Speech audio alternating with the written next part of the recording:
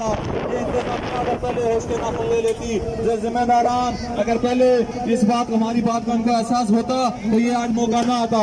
मैं तमाम लोगों से गुजारिश करता हूँ कि वो पूरा अमन रहे, वो हाईवे के ऊपर बैठ जाएं, किसी अमला को नुकसान न पहुंचाएं।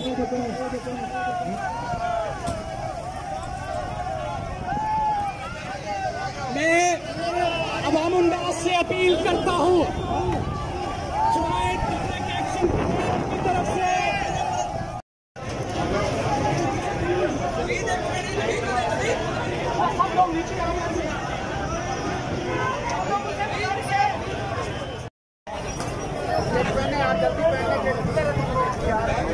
ये जो बिल है ना, जो